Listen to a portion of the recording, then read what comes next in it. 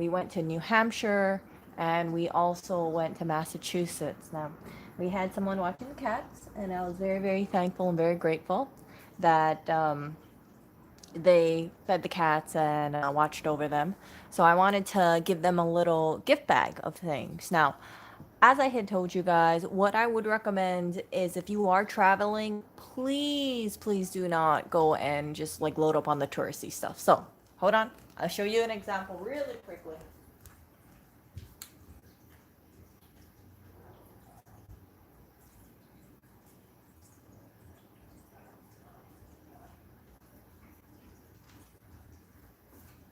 Okay, I'm back. So, an example of this is someone had gone to Okinawa and they had swung by the store and given and dropped off these hats. You see these Okinawa hats over here? Now, I wore them once and that was it because I just kind of felt like, oh, it's kind of strange if I had an Okinawan hat. But maybe that's just me. So, but I'm really, I looked at it and I was like, man, look at this. This looks kind of cool, but kind of strange to walk around New York with an Okinawa hat. You guys get what I'm saying? So my recommendation is don't give things like this for souvenirs because, yeah, no one's really going to want it. I hate to sound very cruel like that, but it's the truth. I don't have any ties to Okinawa. So if someone asks me, oh, so did you go to Okinawa? No, I did not. Are you Okinawan? No. So why do you have this? Someone gave me this hat. And that's, yeah, so I don't want to sound mean or anything, but that's just, I just wanted to give you that little thing. Because I know sometimes people go to tour shop and then they buy the t-shirts, they buy the mugs, they buy the hats, they buy the, water bottles to give to friends and coworkers and whatnot. It's just not worth it. Save your money, buy snacks instead. So this is what I picked up. And one of the things that I really like going over to the East Coast is they have these things called country stores or general stores. And they're kind of like these like little stores off on the side of the road, kind of remote. So it's not like one of those like New York Broadway gifts kind of thing where you figure it's like the whole store is just like mugs and whatnot. It's like personalized, like local stuff, and you can tell they're not marking it up bigly. So this is one of the stuff that I picked up. It's Effie's homemade biscuits. And I thought it looked pretty good. Look at this. Crispy, buttery layers, toasted oats with hint of salt. I've never tried this before. And if you look over here, you can see where else it made in. It was made in Massachusetts. And that was extremely important to me because I did not want to buy anything that wasn't made in Massachusetts. So I don't want to rip on Canada. But I went to, I believe it was New Hampshire or Vermont. I'm so sorry, you guys. I don't want to offend you guys who are in New Hampshire or Vermont. But there was this one place and they were selling maple syrup. And the company was based locally, but it said clearly in the front it was product of Canada. And I thought to myself, I don't want to spend $7 for Canadian maple sandwiches that has local branding on it. You guys get what I'm saying? Like, it's just, I was just thinking to myself, like, look, maple cookies, you can buy them at Trader Joe's, you can buy them elsewhere.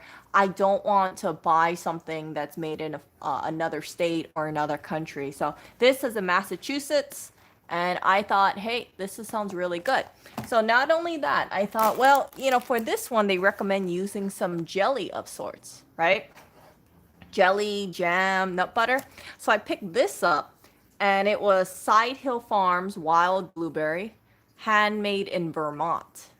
So you got Massachusetts here, you got Vermont, and I thought, hey, that sounds pretty good. So as long as it sounded good and it was made locally, I put that on my list. And then I picked this thing up.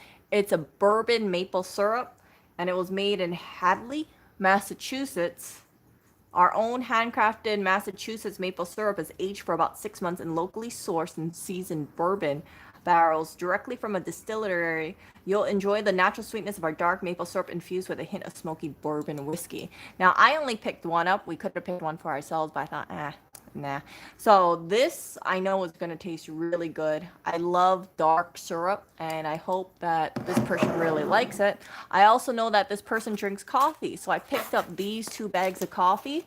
Also, this was made in, this was a local one. Dang it, it doesn't have the name, but I know this was a local roaster. I wasn't too sure what they would like, but I thought rich chocolate notes sounded tasty, and chocolate wine nut notes sounded kind of artisanal, right? So I picked up these two because I thought, I know they like coffee. I'm not a coffee connoisseur, but that makes it look kind of fancy. Then you see how that one was from Massachusetts? I picked up this maple syrup, and this was from Vermont. And you can see over here, they actually have this person's name here, see?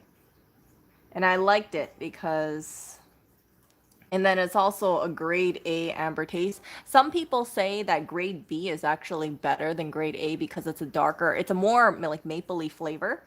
But yeah, I've tried like dark maple syrup that was really tasty. So if this is tasty or no, rich amber taste, I'm not too sure because I never tasted this, but I heard it was really good. I got it from a general store.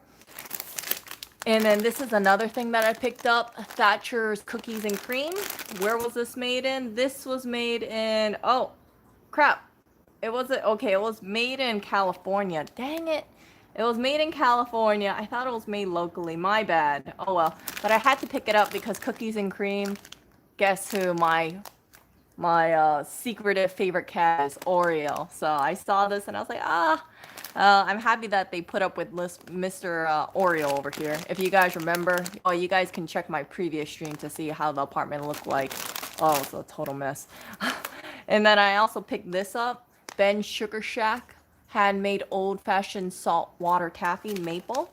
This was made in New Hampshire. See that? And that made me kind of think like, okay, so I got New Hampshire.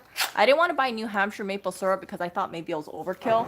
But I have Massachusetts maple syrup, Vermont maple syrup, New Hampshire saltwater taffy.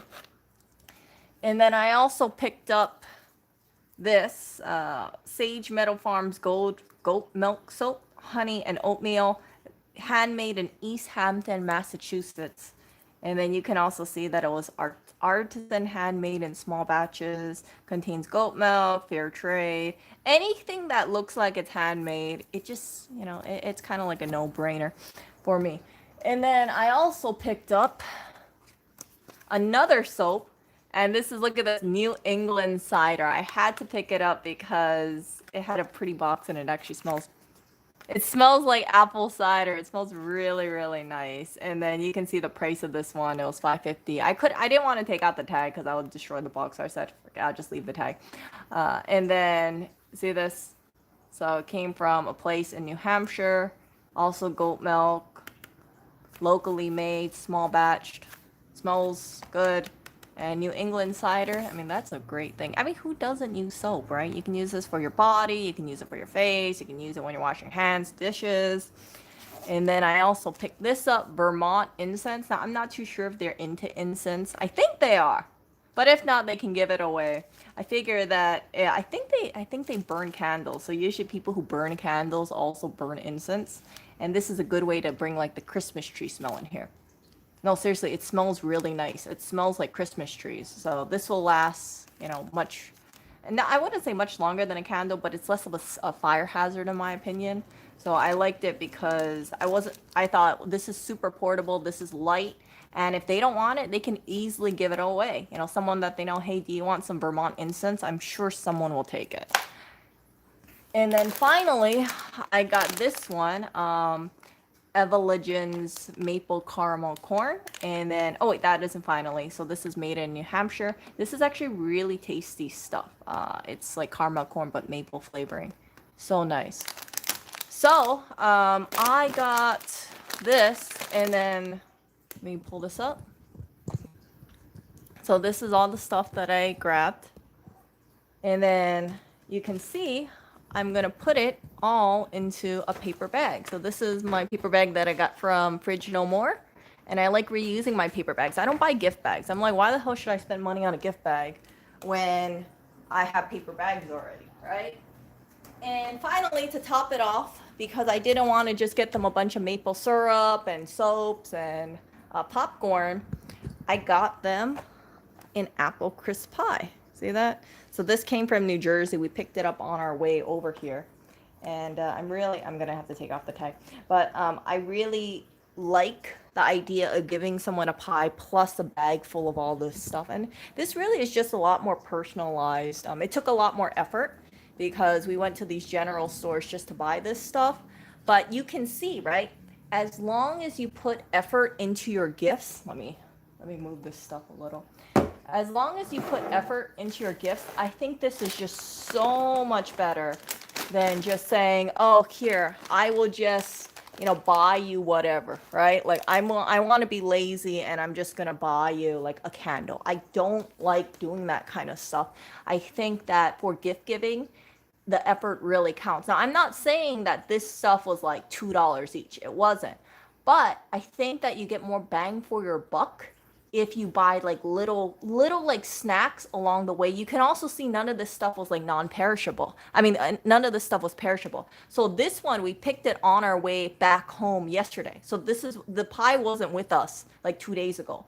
We were about 2 hours away from Manhattan when we picked this thing up. But everything else, I had it in the car for like 5 days, some of them. And that's not a big problem because, like, for instance, maple syrup does not go bad. A jam, a jelly, you can keep that in your car for freaking 3 weeks if you want. Just, don't put it in direct sunlight. So I had it inside of a box and then I just put like a piece of paper over it and it was perfectly fine. So as that's what I would suggest for you guys, and think about it. So if you can, maybe think about packing light in your suitcase or bringing a separate suitcase or just bringing like a bag just to fill your snacks in.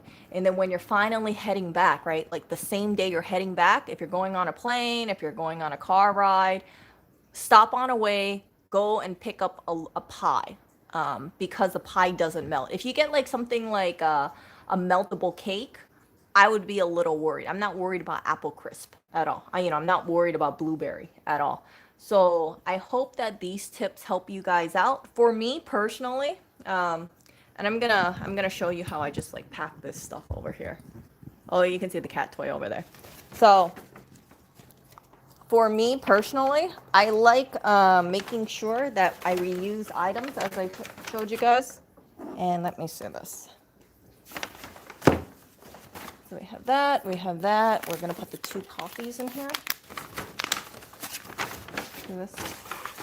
And you can rearrange it.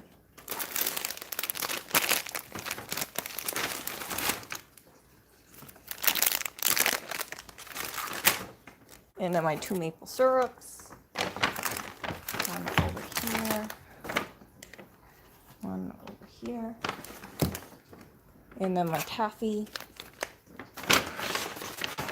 I'm gonna put my taffy right there. Actually, I want to put my taffy behind. And then my 2 soaps. And then right here. And then finally my Vermont. See that? Just put that there, put it by, and then if I want, I can double bag it. I probably will double bag it. And then carry this thing, carry this with the pie, and I'm good. So that's what I'm giving to our cat sitter. And then for me personally, because I didn't want to have like a whole big jam for myself, I don't really eat jam. I bought the tiny version of that. See this? Remember that blueberry jam? I bought the tiny version of it. Yes, it was kind of like it would have been more economical per ounce if I bought the big one, but I wasn't too confident if I was going to consume the whole thing. And then I bought like 2 little things. See this? So this is what I bought for myself to try. And then when we were in, I think, New Hampshire, Vermont, I picked up these 2 rocks next to a lake. And I think it's some kind of quartz. Do you see it? It's definitely not a normal rock. So for me, 2 of these are consumables, right? I'm going to consume this pretty quickly. And then this one is just my little, 2 little pieces of souvenir that I picked up. I also picked up for myself just a tiny bottle of maple syrup. So you can see I did not buy myself a big size jug. The one that I'm gifting, this one is a 16-ounce jug. The one that I'm keeping for myself is an 8-ounce jug, and 8 ounces is more than enough in my opinion.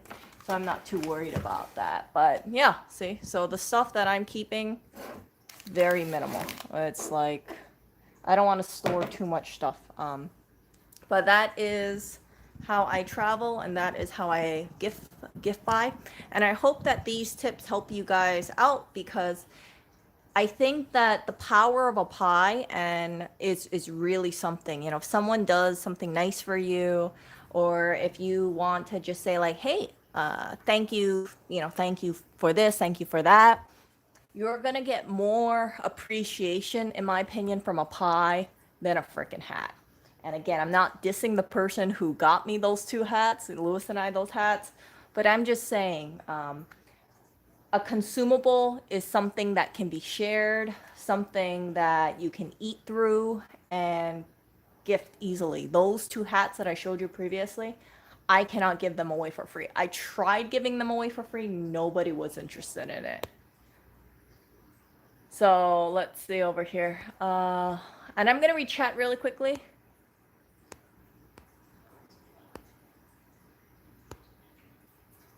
The incense was about $3, so it was kind of cheap. It was like $3 or $4. See? So it smells really nice. So I kind of wanted to keep one for myself, but I thought, nah, Erica. I'm trying to be more minimalistic, as I said. So that's why you can see my personal stash that I brought for myself that's it. And then I also brought like 4 little individual sachets of tea, like stuff that I can consume within a week. Because I don't want to get like saddled down by so much of like the souvenir crap.